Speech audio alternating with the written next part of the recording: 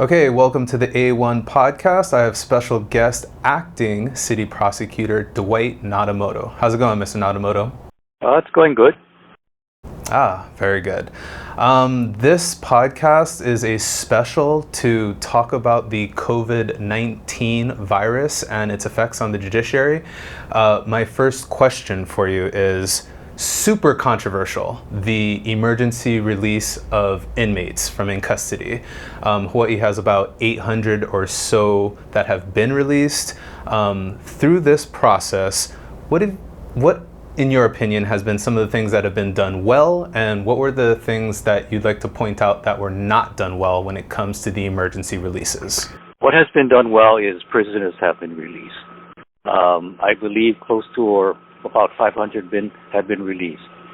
And whether it has been done well, or it's been a good thing, we'll have to wait and see. But as to what needs to be fixed, as I said, I think everything was looked at the front end, getting them loose.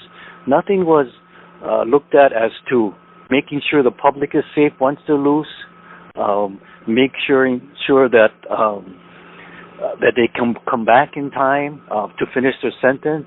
As I said, when this thing started, we wanted three things. We wanted, number one, that they be screened to be negative for the COVID-19 virus, and that could be done either one of two ways: quarantine in OCCC or quarantine at a verified residence.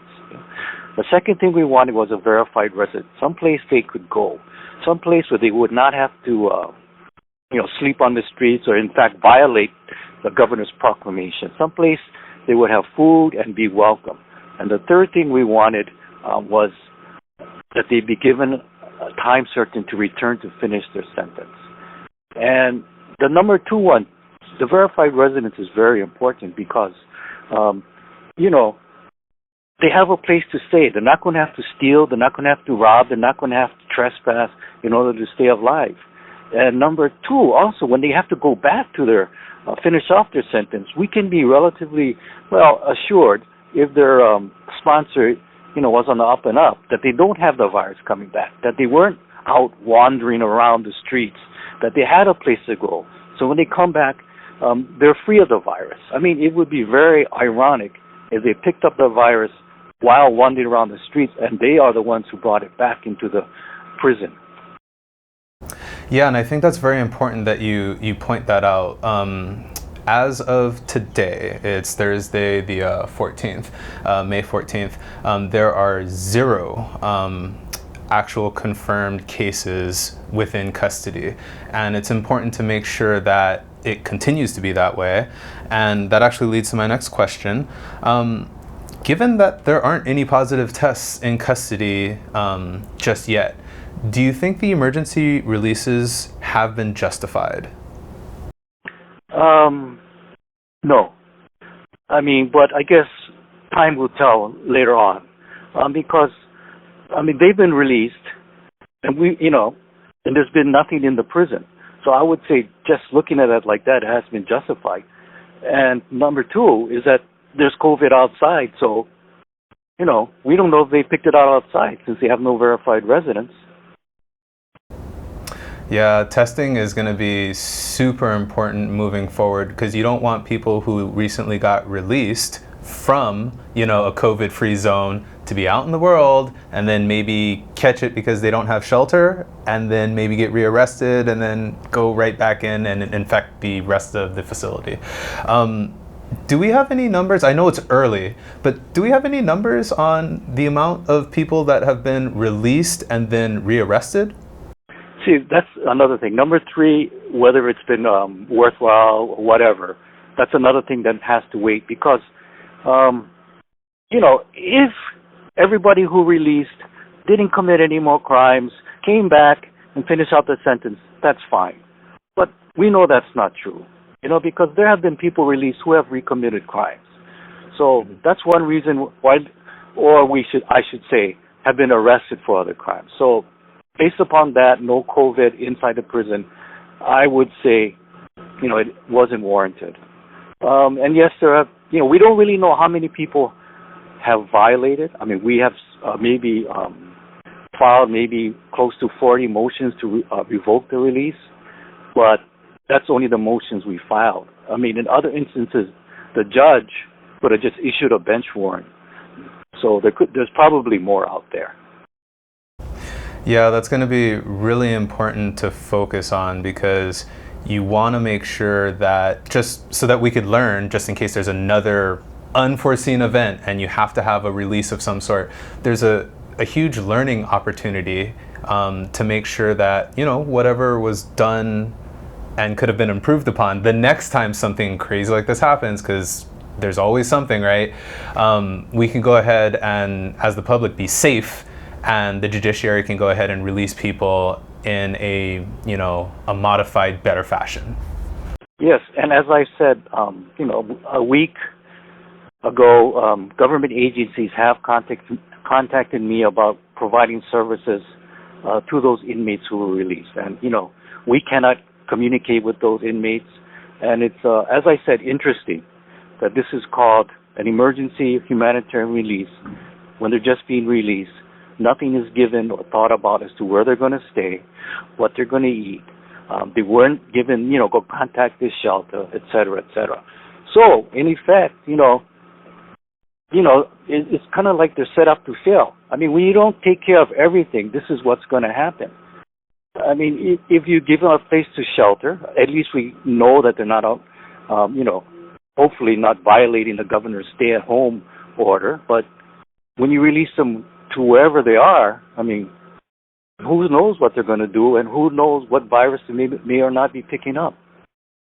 Yeah, and for our listeners, I just want to point out that today the city and county basically extended the stay-at-home / work-at-home order all the way through to June 30th. They're calling this phase of it I forgot what it was, it's like Reopen Honolulu or Hawaii 2.0. They got some catchy phrase for it, but we're still basically on a lockdown, and they're gradually opening up certain sectors of the economy. So yeah, I announced this interview, which I'm very happy that you accepted my invitation to be on the podcast, but I announced this on Stolen Stuff Hawaii, and we got a lot of Stolen Stuff Hawaii questions. So the first Stolen Stuff Hawaii question is, what made news was a guy named Mark Lyons. He's one of those guys who's always getting arrested. He has over 300 arrests.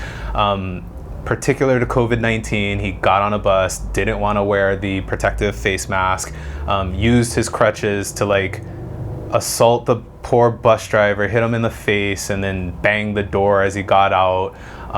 And there's a lot of concern about people who are continually being arrested and then somehow being released. So my question is to you, how do you stop that cycle of problematic people always getting in trouble and getting arrested, and then released and then arrested and then released and so on? Well, you know, I don't know. Okay, so one thing, I guess he was probably arrested for a violation of the governor's order. That's probably what it was, or a mistake. Oh, they filed new charges on him because he hit the poor bus driver. So it was like interfering with a transit operator and then criminal property damage. That was like what I read online. Okay, so I guess it kind of depends on if those, you know, like if they're misdemeanors, what usually happens is the bail is set, and the police will set the bail upon arrest, and he could make bail, and then he'd be released.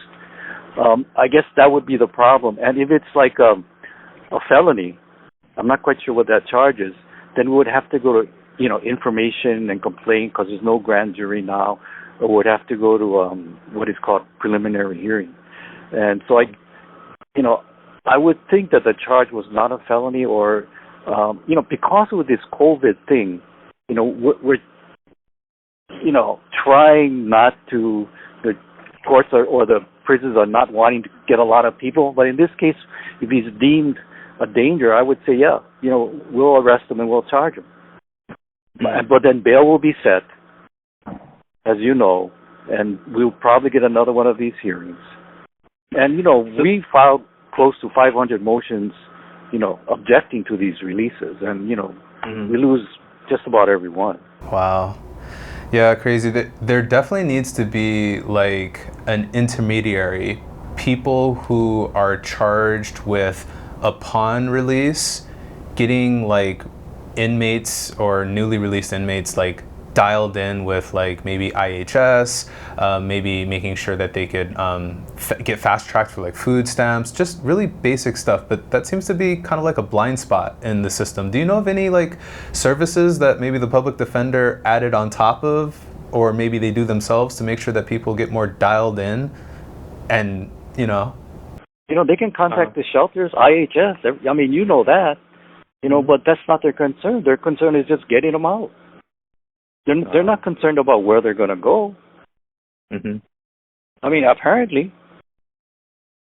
Yeah. Because there's people. There was one person who was who had beat a 74-year-old man with a golf club. Hit him so hard he broke the golf club. Okay. Mm-hmm. He got released during COVID. Yeah, that's another really frustrating thing, and it's mentioned all the time in the articles that I read in California as well as New York. The point of the release was to release the non-violent offenders that were likely to return to court. Yet, no matter what, there always seems to be clearly, obviously, like violent people who get released. I have no idea how that keeps happening. Well, I mean, the judges have the discretion. I mean, you can easily say, this guy hit somebody with a golf club. He's clearly violent. Okay, you can say this person is accused of assault. He's violent. But the thing is, we just want to release the non-violent people. Well, first of all, violent people are being released, and second of all, who's nonviolent? We don't know who's nonviolent. Mm-hmm. That's not an easy thing to say. I mean, was it last week, 2 weeks ago, the guy got picked up for criminal property damage in the 4th degree and a harassment? Mm-hmm. He got arrested. His bail was set at, I believe, $500. Wow. Within an hour, he was ROR'd. A couple of days later, he stabbed somebody. Now he's charged with murder. Mm-hmm. I mean, it's not an easy thing to say who's non-violent. I mean, violent, you can say this person is violent because of his past, but who's non-violent? He has a drug problem. That could cause him to be violent, if he doesn't get his drugs. And they look at it and you only have like a, shoplifting or a, UCPV, and he's not violent, but that's not an easy thing. And to say, these people who have these type of offenses, they're presumed to be nonviolent. I mean, I don't know. Yeah, that's definitely something to think about, because we have what's traditionally defined as violent. However, that still doesn't mean that somebody's not capable later of committing a violent act. There is a huge dilemma when it comes to how we define it, and then there's really no way to predict moving forward what could happen. So that's a huge problem. That's absolutely a huge problem. So another stolen stuff Hawaii question, which got a lot of attention. Basically, there's a lot of like break-ins into cars, and the charge UCPV. A lot of times, and I don't know this to be true, but this is just the sentiment of the people on the community. A lot of people have tried to make reports. Maybe they have video footage of somebody breaking into their cars, but then the person who gets sort of like arrested for that, they say, oh wait, I thought I had permission, and they call it the good faith defense. And it's the perception on the community that a lot of times that, because they say that, now the prosecutor's office doesn't actually charge people because they can't get a conviction in court. So I'd like you to add some color onto that process. And is it true? Does the prosecutor's office not prosecute some cases because of this good faith defense problem? Yeah, I mean, if that's what you want to call it. I mean, because of the statute, it says intentionally or knowingly, right? So they have to know intentionally or knowingly that they don't have, authorization to drive the vehicle. So, I believe it was like HPD, which we were supporting, this legislature. We were trying to get a bill passed, which would make a UCPV 2 instead, also, I should say, wherein the state of mind would just have to be reckless. So that would have allowed us to, charge a lot more cases. Mm-hmm. But, the ledge is off right now, so we don't know what's going to happen with that. Oh, wow. So that's something that could happen, a new modification, a new charge, so that people could... Like a UCPV 2 instead of, a second degree instead of a first degree. Uh-huh. Oh, would it be a misdemeanor? Yeah, I think it would be a misdemeanor. But, we could also fine-tune it, and, maybe if this person has 2 of those, we could try and bump it up to, charge him with a felony. I mean, because, when we charge a case, we have to believe that we can prove it beyond a reasonable doubt. Mm-hmm. Yeah. I didn't know that was like, I saw the community, and I saw, because, sometimes online you don't know what you can believe, what you can't believe, but so it's true. People could just kind of BS their way and say, hey, I thought I had permission, and then that could sometimes help them not get charged. Upon a lot of things, like if the key is punched, of course we would charge it. If the guy is seen breaking into it, we can charge it. We would charge it. And maybe if he's caught driving it soon after it was stolen, we can charge it. But if it's like a day later and the car's perfectly fine, the guy's driving it, sometimes it is hard to charge, and that's why we're trying to get supporting other bills so we could charge those cases. Wow. Yeah, definitely. I support the modification so that, nobody wants to constantly be living in fear of being broken into in their home, or, fearing that if they leave their car out on the street, or even if it's kind of in their driveway, that someone's just going to go case them up, break their glass, they got to file an insurance claim, and then they don't have access to their car for a few weeks as they repair the window, because that's happened to me as well. Yeah, if we think we can prove the case, we'll charge it. Mm-hmm. But the problem is what I told you. The car is perfectly fine. If the guy somehow got the keys and is driving it around, those cases are hard to charge. Wow, crazy. Next question for you. Another kind of big issue online is a lot of people feel as though, they're honest, everyday people, and, they want to go work out. They want to go be in the park. They want to go to the beach. We all know we're supposed to be sheltering, but the laws are kind of fuzzy as to, you could be out, but you have to be actively fishing or in the water. If you're on the beach, you can't cruise on the beach too long. They'll say you're not sheltering in place.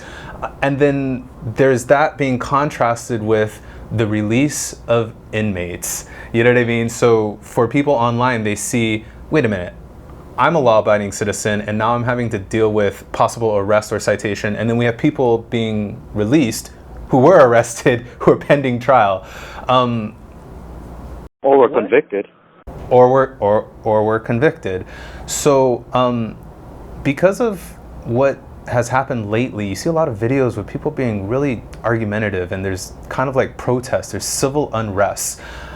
How do you, as city prosecutor, deal with what's happening on the public safety side for COVID versus what's happening also with the releases? It's a crazy dynamic. What are your thoughts on that? We opposed those releases. As I told you, we wanted anybody's going to release. We wanted case by case, negative for the virus, verified residents, and date certain to return. That's what we wanted. We didn't get it, of course. I guess one of the things we might have to start looking at, and I don't know if it can be done, is